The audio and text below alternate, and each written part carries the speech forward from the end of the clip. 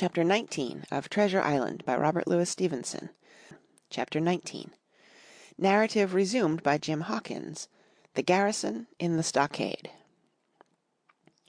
As soon as Ben Gunn saw the colors, he came to a halt, stopped me by the arm, and sat down. "Now," said he, "there's your friends, sure enough." "Far more likely it's the mutineers," I answered. "That!" he cried. "Why, in a place like this, where nobody puts in but gentlemen of fortune, silver would fly the Jolly Roger. You don't make no doubt of that. No, that's your friends. There's been blows, too, and I reckon your friends has had the best of it, and here they are ashore in the old stockade, as was made years and years ago by Flint. Ah, he was the man to have a headpiece, was Flint. Barring rum, his match was never seen. He were afraid of none, not he, only silver. Silver was that genteel." "Well," said I, "that may be so, and so be it, all the more reason that I should hurry on and join my friends." "Nay, mate," returned Ben, "not you. You're a good boy, or I'm mistook, but you're only a boy, all told. Now, Ben Gunn is fly. Rum wouldn't bring me there, where you're going, not rum wouldn't, till I see you're born gentleman and gets it on his word of honour. And you won't forget my words. A precious sight, that's what you'll say, a precious sight more confidence, and then nips him." And he pinched me the third time with the same air of cleverness.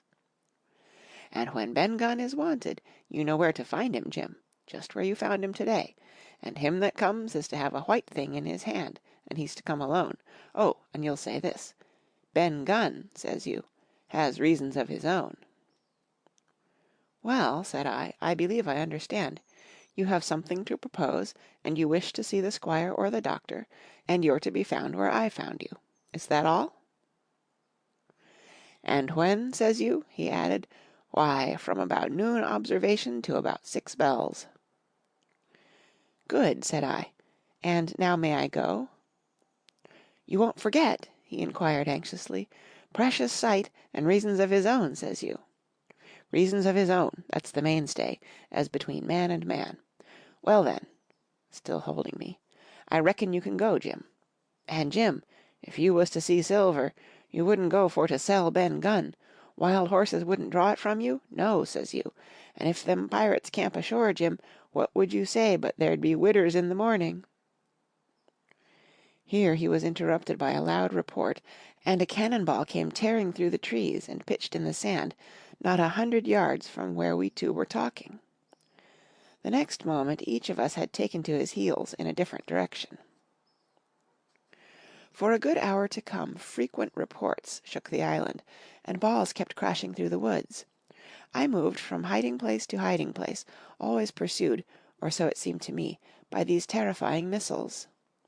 But towards the end of the bombardment, though still I durst not venture in the direction of the stockade where the balls fell oftenest, I had begun, in a manner, to pluck up my heart again, and after a long detour to the east, crept down among the shoreside trees. The sun had just set, the sea breeze was rustling and tumbling in the woods, and ruffling the grey surface of the anchorage. The tide, too, was far out, and great tracts of sand lay uncovered. The air, after the heat of the day, chilled me through my jacket.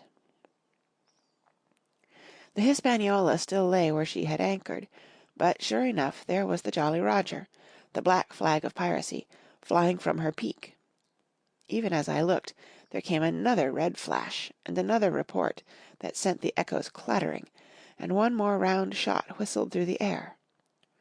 It was the last of the cannonade. I lay for some time, watching the bustle which succeeded the attack. Men were demolishing something with axes on the beach near the stockade, the poor jolly boat, I afterwards discovered.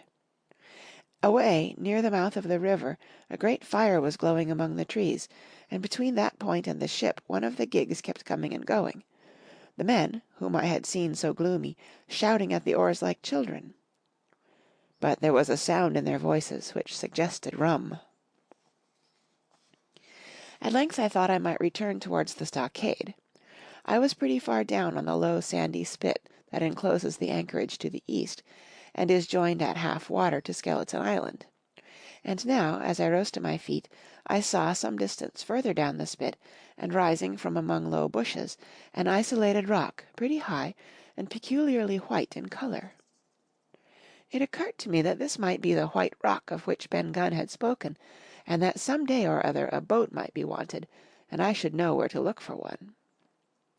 Then I skirted among the woods until I had regained the rear, or shoreward side, of the stockade, and was soon warmly welcomed by the faithful party. I had soon told my story, and began to look about me. The log house was made of unsquared trunks of pine, roof, walls, and floor. The latter stood in several places as much as a foot or a foot and a half above the surface of the sand. There was a porch at the door, and under this porch the little spring welled up into an artificial basin of a rather odd kind, no other than a great ship's kettle of iron, with the bottom knocked out, and sunk to her bearings, as the captain said, among the sand. Little had been left beside the framework of the house, but in one corner there was a stone slab laid down by way of hearth, and an old rusty iron basket to contain the fire. The slopes of the knoll and all the inside of the stockade had been cleared of timber to build the house, and we could see by the stumps what a fine and lofty grove had been destroyed. Most of the soil had been washed away or buried in drift after the removal of the trees. Only where the streamlet ran down from the kettle a thick bed of moss and some ferns and little creeping bushes were still green among the sand. Very close around the stockade, too close for defense, they said, the wood still flourished high and dense, all of fir on the land side, but towards the sea with a large admixture of live oaks. The cold evening breeze, of which I have spoken, whistled through every chink of the rude building, and sprinkled the floor with a continuous rain of fine sand. There was sand in our eyes, sand in our teeth, sand in our suppers, sand dancing in the spring at the bottom of the kettle, for all the world like porridge beginning to boil. Our chimney was a square hole in the roof. It was but a little part of the smoke that found its way out, and the rest eddied about the house, and kept us coughing and piping the eye. Add to this that Gray, the new man, had his face tied up in a bandage for a cut he had got in breaking away from the mutineers, and that poor old Tom Redruth, still unburied, lay along the wall, stiff and stark, under the Union Jack. If we had been allowed to sit idle, we should all have fallen in the blues, but Captain Smollett was never the man for that. All hands were called up before him, and he divided us into watches. The doctor and Gray and I for one, the squire, Hunter, and Joyce upon the other. Tired though we all were, 2 were sent out for firewood, 2 more were set to dig a grave for Redruth, the doctor was named cook, I was put sentry at the door, and the captain himself went from one to another, keeping up our spirits, and lending a hand wherever it was wanted. From time to time the doctor came to the door for a little air and to rest his eyes, which were almost smoked out of his head, and whenever he did so he had a word for me. "That man Smollett," he said once, "is a better man than I am, and when I say that, it means a deal, Jim." Another time he came and was silent for a while. Then he put his head on one side and looked at me. "Is this Ben Gunn a man?" he asked. "I do not know, sir," said I. "I am not very sure whether he's sane." "If there's any doubt about the matter, he is," returned the doctor. "A man who has been 3 years biting his nails on a desert island, Jim, can't expect to appear as sane as you or me. It doesn't lie in human nature. Was it cheese you said he had a fancy for?" "Yes, sir, cheese," I answered. "Well, Jim," says he, "just see the good that comes of being dainty in your food. You've seen my snuff-box, haven't you? And you never saw me take snuff, the reason being that in my snuff-box I carry a piece of Parmesan cheese, a cheese made in Italy, very nutritious. Well, that's for Ben Gunn." Before supper was eaten we buried old Tom in the sand, and stood round him for a while bareheaded in the breeze. A good deal of firewood had been got in, but not enough for the captain's fancy, and he shook his head over it, and told us we Must get back to this tomorrow rather livelier.